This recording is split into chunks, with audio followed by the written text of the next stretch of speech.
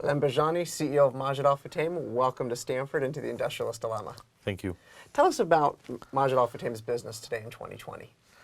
We like to define our business as being, to define Majid Al Futtaim as being in the business of creating great moments for everyone every day. That's our vision. And this is something that continues to be relevant. We do that through providing a modern lifestyle to our customers. And that ranges from providing spaces where people meet and experience each other through shopping malls, hotel, residential developments, as well as grocery retail, leisure entertainment, cinema, ski slopes, indoor snow parks and ski slopes, consumer finance, and other business of the like. Digital is increasingly impacting all parts of your business, from shopping to movie entertainment. How is Majid Al Futtaim dealing with these changes and how consumers are shopping and consuming media?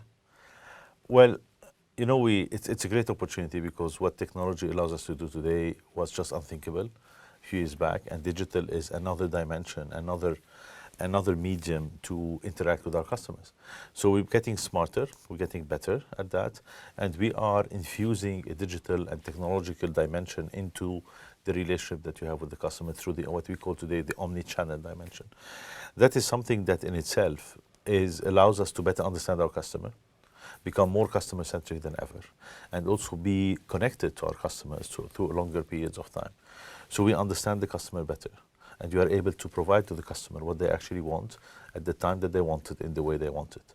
This is something that all organizations have to be able to do by being fit for purpose, by being technologically, I would say, enabled.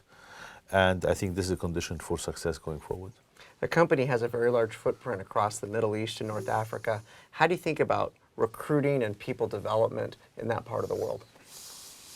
Two things. One is basically grooming your future leadership from within. So this is something that's extremely important.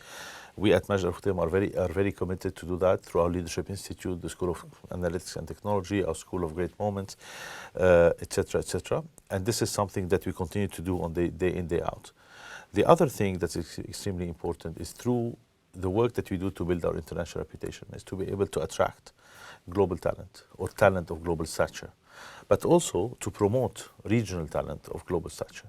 This is why the standards that we apply to ourselves, the bar, where we put the bar and what good looks like, and our continuous reinvestment, our commitment to our people, is something that allows us to be an organization that's interesting, that stretches people, but also provides opportunities for people to grow. You've been the CEO now for over 5 years. What's been the biggest surprise since you took over the business, and how have you seen it change in your time in running the organization? I've always heard that I would say the consumer moves the faster, markets move slower, and companies move even slower. It's always a surprise to see how slow we are as human beings to accept the change, that we actually lead when we as, I mean, the same people, when we are the customers. So the same person who's the customer leads change. And when this person comes behind the desk, suddenly we become much slower at adopting and adapting to it. It continues to be a great surprise to me. As a leader, what do you try to do to keep your organization moving quickly in a rapidly changing world? I would say a number of things. You have to, and that's what I try to do continuously. One is you shouldn't settle for anything nothing is good enough. You have to be able to, at the same time, acknowledge and recognize the progress that you're doing, but continue to push the bar forward.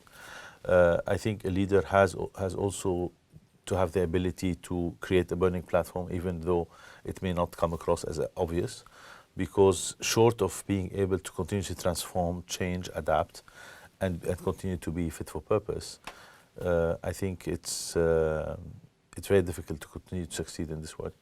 The conversations I've had with you and with your leadership team over the last several months, it's been very interesting to hear how you see the business going forward over the next 5 to 10 years.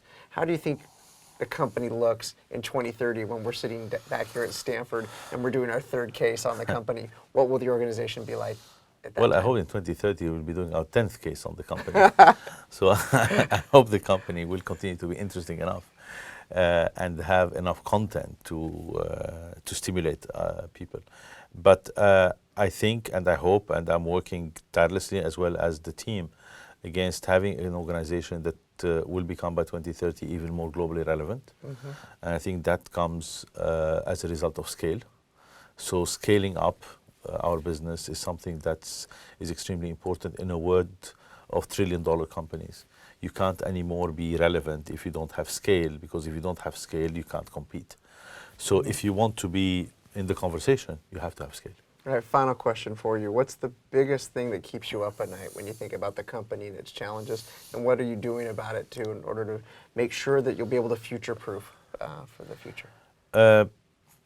You know, it's the same question, I would say. It's how do we make sure that we are able to reinvent ourselves every day?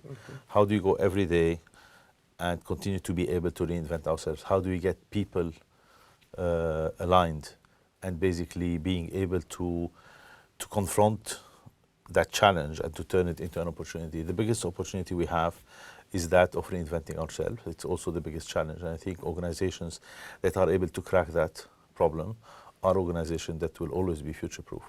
Alain Bejjani, CEO of Majid Al Futtaim, welcome back to Stanford, and thank you so much for coming. Thank you for having me.